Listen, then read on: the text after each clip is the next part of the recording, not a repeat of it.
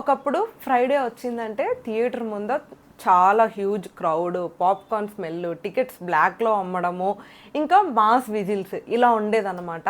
కానీ ఇప్పుడు ఎందుకు థియేటర్కి వెళ్ళి మరీ చూడడం, 4 వీక్స్లో ఓటీటీకి వస్తుంది కదా అని చెప్పేసి చాలామంది అని అనుకుంటున్నారు. ఓటీటీస్ రావడం వల్ల సింగిల్ స్క్రీన్స్ క్లోజ్ అవుతున్నాయా, మల్టీప్లెక్స్ థియేటర్స్ లైక్ సేఫ్గా ఉన్నాయా లేదా, అసలు ఓటీటీస్ స్పెషల్లీ పాండమిక్స్లో ఓటీటీస్ మేజర్ రోల్ ప్లే చేసినాయి అన్నమాట. సో ఒక సినిమా విషయానికి వచ్చేసరికి సింగిల్ థియేటర్స్ ఎందుకు క్లోజ్ అవుతున్నాయి, ఓటీటీస్ ఎలా సర్వైవ్ అవుతున్నాయి, అండ్ ఫ్యూచర్లో ఈ సినిమా అనేది ఎలా ఉండబోతుంది ఏంటి అని చెప్పేసి ఈ వీడియోలో డీటెయిల్డ్గా మాట్లాడుకుందాం. Hello everyone, welcome to my channel Mounika Rajesh vlogs. Last 5-6 ఇయర్స్లో ఓటీటీ రివల్యూషన్ స్టార్ట్ అయిందన్నమాట. OTT platforms like Netflix, Amazon, Disney plus, Hotstar, Aha, ZEE5 ఇవన్నీ కూడా ఎక్కువగా మేజర్ రోల్ ప్లే చేస్తున్నాయి అన్నమాట.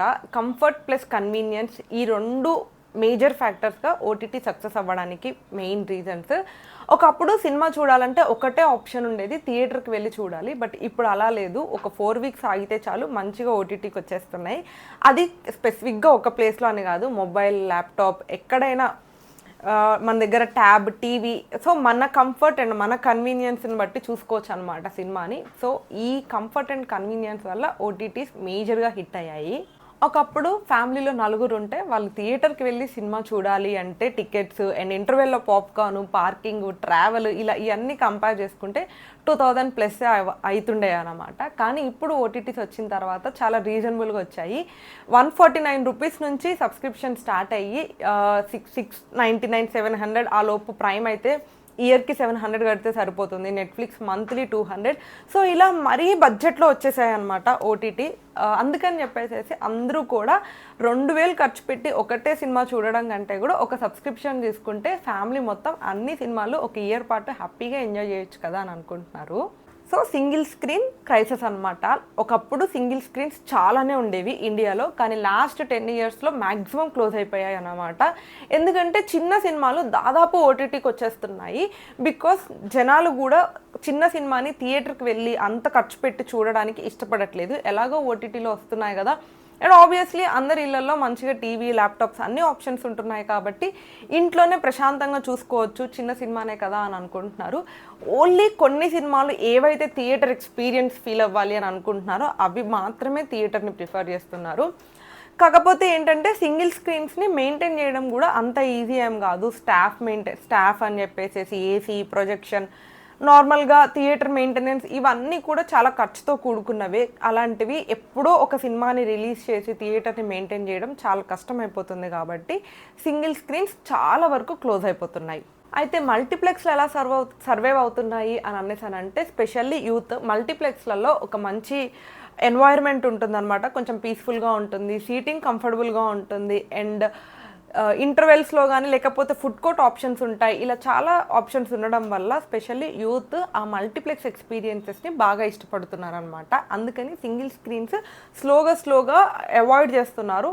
సో అవి లాస్లోకి వెళ్తున్నాయి. అయితే pandemic is the real game changer అనమాట.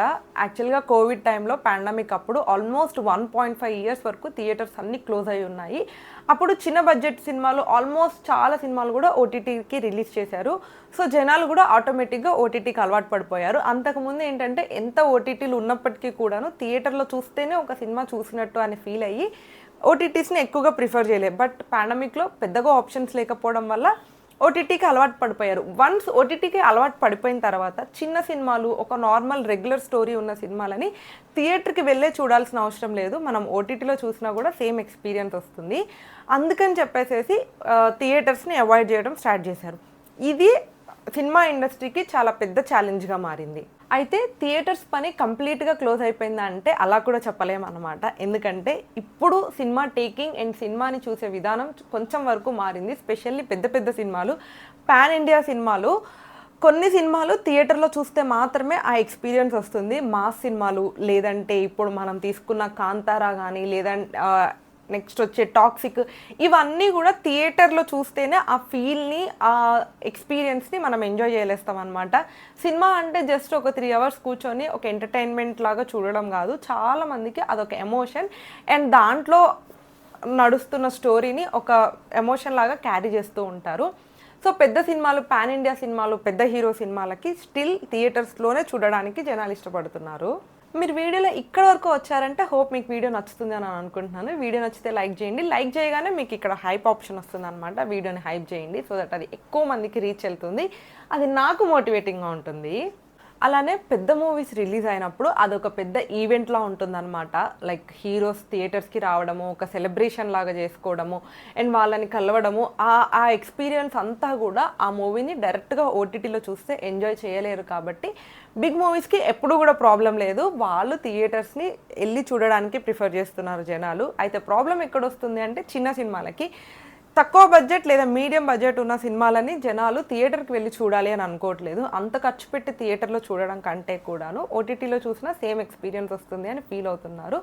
సో ఈ మీడియం బడ్జెట్ లేదా చిన్న ఫిలిమ్స్ని ఎవరైతే ప్రొడ్యూస్ చేస్తున్నారో ఆ ప్రొడ్యూసర్స్ మాత్రమే కొంచెం ఎక్కువగా సఫర్ అవుతున్నారు. సో అందుకని వాళ్ళు థియేటర్స్ని ప్రిఫర్ చేయకుండా డైరెక్ట్గా ఓటీటీస్కి ఇస్తున్నారు.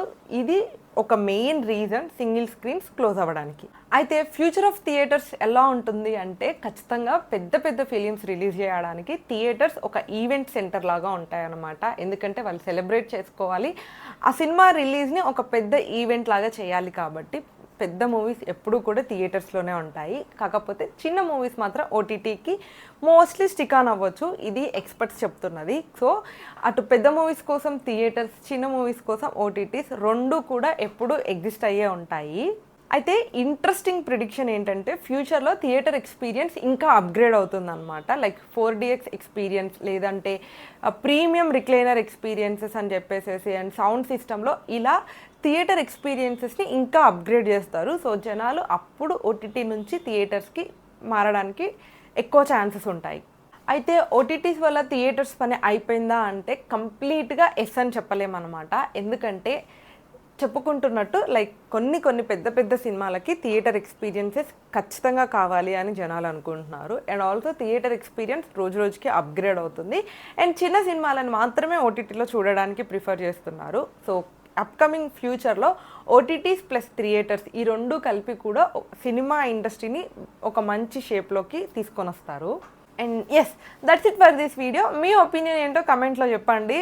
మీ ఆప్షన్ లైక్ థియేటర్లో చూడడమా లేకపోతే ఓటీటీని ఎక్కువ ప్రిఫర్ చేస్తారా అని చెప్పేసి. అండ్ వీడియో నచ్చితే లైక్ చేయండి, ఎవరికైనా యూజ్ అవుతుంది అని అనిపిస్తే షేర్ చేయండి. Don't forget to subscribe. Thank you for watching till the end.